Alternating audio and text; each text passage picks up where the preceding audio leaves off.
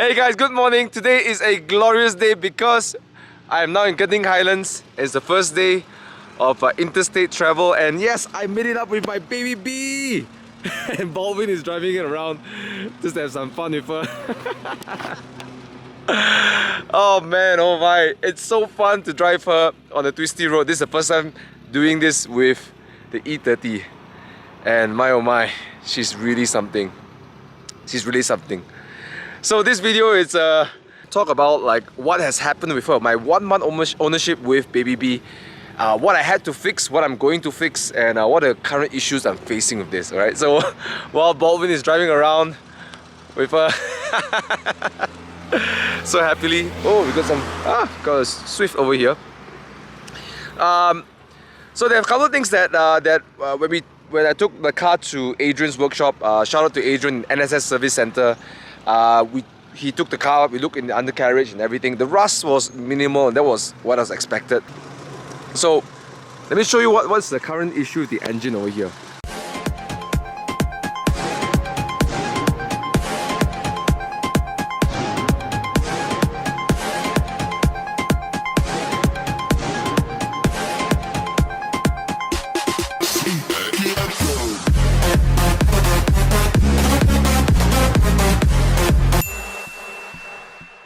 We tried to rectify it, but it couldn't be done.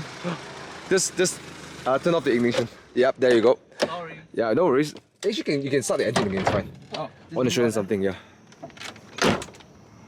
So, the current issue I'm facing is this.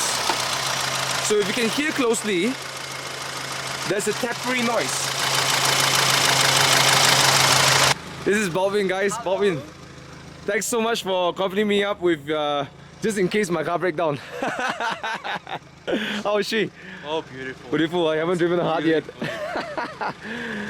But yeah, the tappery noise is caused by the valve timing part. So and it's not just the noise. When I started driving her a little bit more, I noticed that I start to lose power around 4,000 to 4,500 RPM. So it's not so comfortable. You start like jerking back and forth. So we tried to clean up the pistons and the engine bay, right, using the BlueChem, which is a really interesting process, and we hope by doing that it resolves the power loss issue and stuff. Because rather than trying to do a top overhaul by taking it out and trying to clean everything up, we tried to use the chemical. He in his workshop in NSS, they try to take the conservative path and give you all the information you need about your car and give you options. So we decided to take a more conservative path by cleaning it first and see if it works. The result is it didn't solve the problem, but my engine is much smoother, which is a really good thing. Just that, you know, around 4,005 RPMs, the full performance isn't unlocked. So that's still ongoing. We suspect it could be the valve timing, or could be an ECU problem, or could be both. So that's going to cost a little bit more, but it's going to take a little bit of time. Classic cars are, you know, you have to take care of it, and that's part of the ownership journey, isn't it? So the other issue we found is that the engine mounting was hard and it started to crack. So therefore, in certain RPMs, especially lower RPMs, the car starts vibrating really weirdly, like a bass, like brrrr and stuff. So we fixed that, no problem, pretty cool. The only other issue that we found mechanically about the car is the arm bush has started to crack.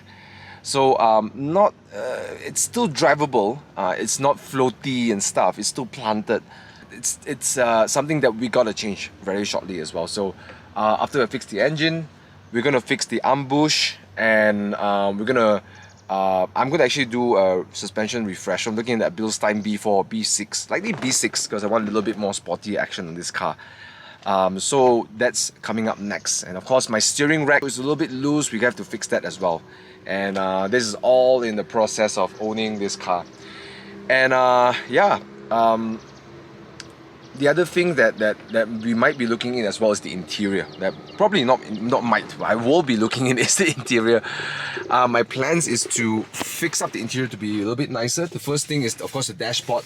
There are a lot of cracks and micro cracks, so I'm gonna try to fix this. If not, change a new dashboard on this. There are little things about the interior that I'm quite particular about, like these things over here. I mean, most of it is pretty pristine. I mean, who am I kidding? It's not pristine, it's old, but you know, they're pretty okay. But I'm not sure what this is though. You know, but we gotta fix that one up. The seats here as well, and all these rubbers. I don't know what this is, but they're flying around. If someone can tell me what this is, I guess this is to protect the car from getting wet or something like that. But yeah, we're gonna fix up that one. So those are the things that we gotta fix. So far, it's running well. The engine runs and the combustion is good, which is awesome. Just that at certain RPMs, the engine doesn't give its full power. And of course, I'd like to change my rims as well. I'm looking at the BBS RS. And if you guys got any other suggestions, please give me some on the comments below. But I'm looking at BBS RS 15 inches or 16 inches and probably switch over to Michelin's instead of these Ecopia tires from Bridgestone. Yeah, but other than that, I think Baby B is pretty good to go. Yeah. Yeah, she's gonna be a good daily over here. I changed the gear knob as well. I'm gonna show you the video of me DIYing this gear knob change. I know it looks good right now. It took me 2 days to fix just a knob. So this can say this knob is the pain in the ass. No pun intended, okay? So I'm gonna show you what has transpired with me trying to change my gear knob. I'm gonna demonstrate to everybody how to change the gear knob. Now I heard it's not that difficult, so I'm gonna try to do it. Okay. So I'm gonna demonstrate to you what I learned from YouTube and see if I can fix this myself, okay? So I'm gonna start by removing the knob. It's the shifter itself. They told me to put it in gear 4, cause the engine off, and just yank it off. I guess I can just do it. Let me just...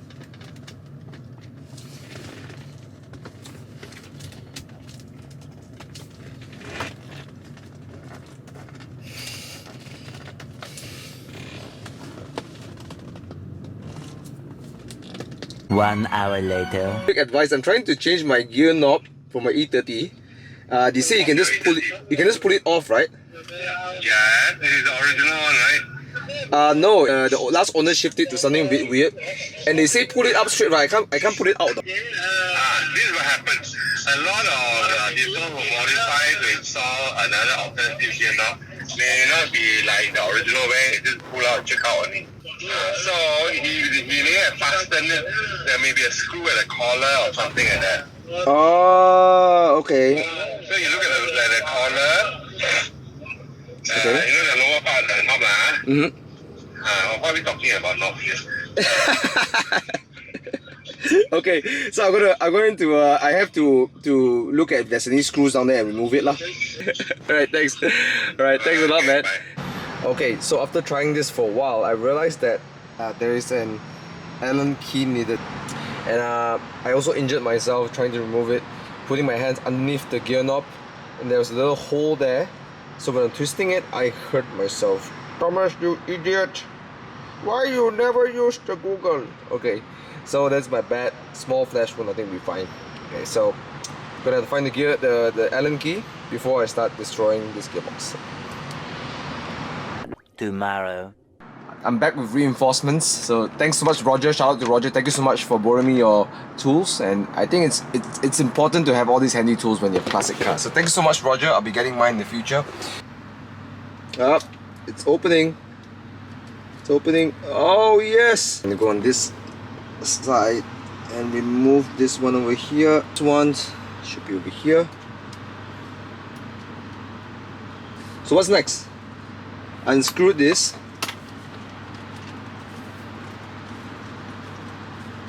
Will it come out? Oh, oh, oh, oh. Yes. And oh man, jeez. Okay, look at that, guys. There's so much glue on this. oh my. So let's put this in right now. I got the one with the flat head, and let's put it in. Voila! Okay, look at that. Yeah, feels nice. Okay, the flat head. You can go in gear 1, gear 2, 3, 4. I'll come back for you. I shall not be conquered by this knob. That's it for this video update. Yeah, it's just really fun to be able to take a Baby B up, and it's just remarkable that she had no issues on the way up. The engine was in good temperature. Of course, the power is a little bit low, so you got to work the gears to get the car up. But that's all the fun in driving an underpowered car, isn't it? But it's really well balanced. It's nimble. It's fun. It's just like a go-kart feel. I have no regrets buying this car. I'm looking forward to take this car up to Genting a couple more times and probably do some road trips as well.